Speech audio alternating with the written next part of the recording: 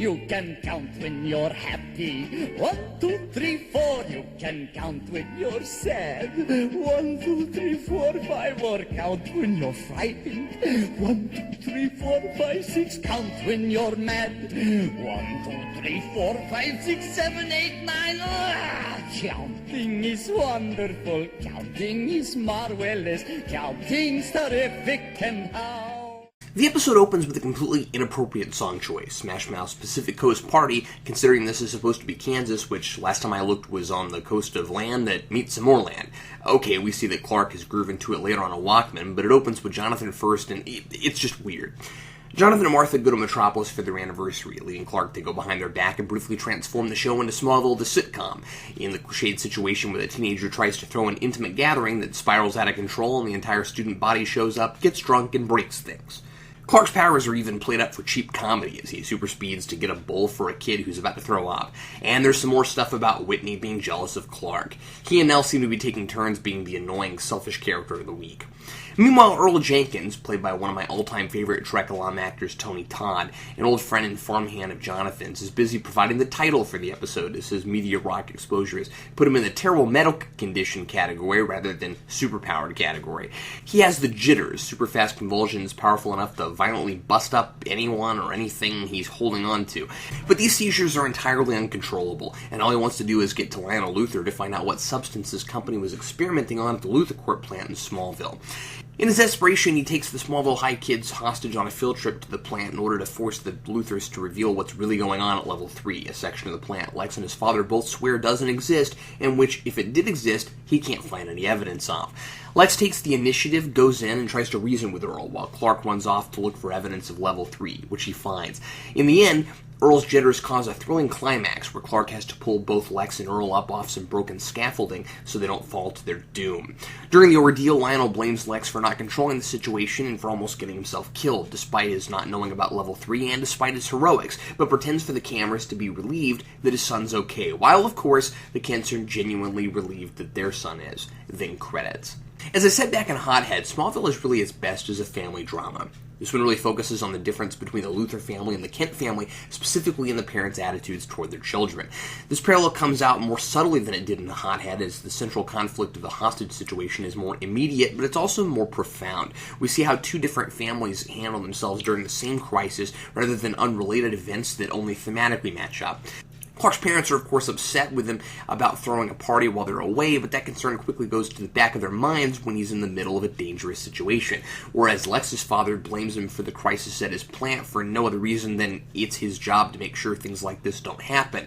Lionel's cold and callous. When the situation is averted and everyone's okay, Clark's parents are grateful to see him okay. They know there's meteor rock involved, so he could be hurt, but I should also point out that they're obviously thinking about his well-being and not at all about whether his secret has been compromised. That's secondary if there's a chance something could hurt him. Lionel still seems to blame Lex for the crisis, regardless of the fact that it was his secret Level 3 experiment that started the whole thing.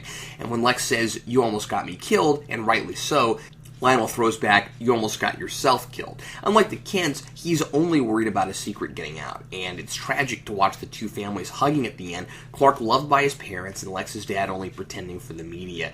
Rosenbaum's look in the scene is heartbreaking as we see how jealous he is of what Clark has, not the supernatural gifts he suspects him of, but of the supportive and nurturing environment he has at home.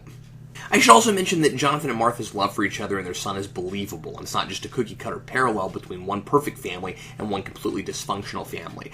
Clark and his parents have their problems, as we've seen in other episodes, but they have a respect for each other that the Luthors don't. This episode is a good argument for how the formula of the show could and should work. This one's not good because it goes against the Freak of the Week formula, but rather because it does something with it. Earl has all the qualities of what I've called the best Kryptofreak so far, and then he goes on even further. A, he doesn't have a hackneyed motivation. B, he's not insane, and kryptonite exposure doesn't make him insane. C, he's a tragic character rather than just a killer.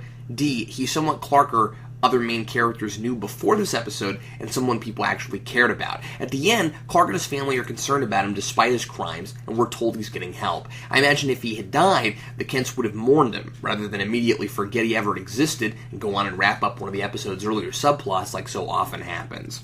And E, finally, a Kryptofreak antagonist who isn't homicidal. This guy doesn't want to hurt people, he's not forced to purposefully kill people, and when he hurts someone, it's completely on accident. Now, I'm not saying they all have to be like this, it's just nice to see the writers realizing that other things can be done with this idea.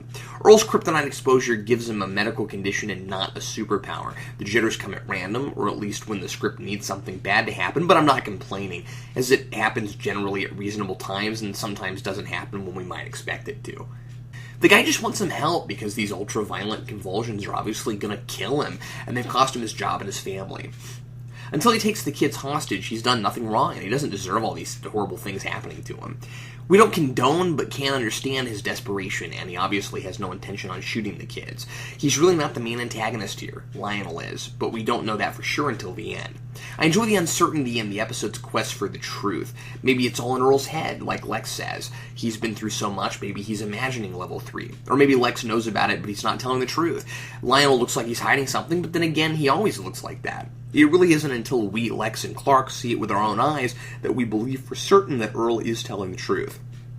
And I feel more for him when I see this. He's a casualty in a failed experiment to make corn grow faster. And that's really sad. I also appreciate that this isn't just Earl's episode. His story is interesting and he's a fully realized character, but this story, as I outlined earlier, is about our characters and how they respond to him and the situation he brings with him, unlike Craving last week. This also establishes important themes and ideas to set up conflict for future episodes. Specifically, the idea that LuthorCorp is partially responsible for the horrible things that happen in Smallville because they've been messing around with kryptonite, and Lex's newfound vigor for figuring out Clark's secret. Last episode, he was focused on himself and how he doesn't get sick. He seemed to maybe be backing off of Clark. He cares about and respects Clark and couldn't get him to admit to having incredible powers with the direct approach. But here, Clark somehow pulls he and Earl up off the scaffolding, something he shouldn't have been able to do. Clark says it's adrenaline, but you can see it in Lex's eyes. He's not buying it. And again, we're holding to the normal formula. Clark stops the Kryptofreak and saves someone. But here, nobody's conveniently unconscious, and Clark can't just talk his way out of it. Lex doesn't buy it, but he's just not saying anything. I also like that Clark saves the day just by saving people, rather than by beating somebody up. I also want to mention the good production values in this episode. I like the LuthorCorp plaza and lobby sets and how they're shot to look bigger than they are. It looks like the final climax is shot in an actual warehouse, and I like that we feel the scope of it, especially since earlier in the episode we're led to believe it might not even exist. There's really not much I can complain about this week. The party thing is pretty typical, and it seems mostly there to remind us where everyone's at this point in the season, in case we've forgotten or haven't been watching, since it's all pretty inconsequential past the first 15 minutes.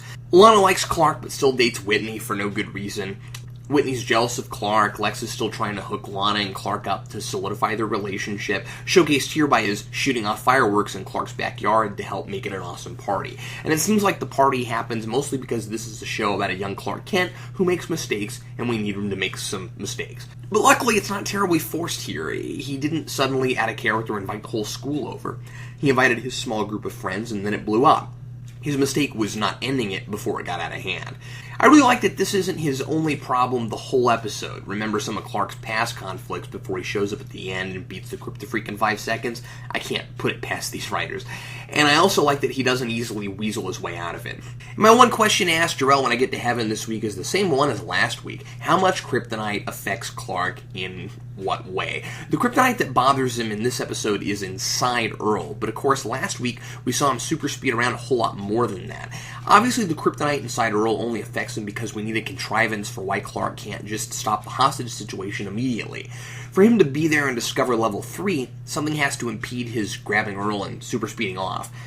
I would have bought this in the first episode, where a kryptonite necklace kept him immobilized for hours, but Clark has fought Kryptofreaks with some amount of meteor rock in them before, like Tina Greer. And if you buy the X-ray shots of her, she seems to have quite a bit of green on her bones. And let's go to the scoreboard. This being a good episode, there is not a lot to report. We've got one Kryptofreak, Earl Jenkins.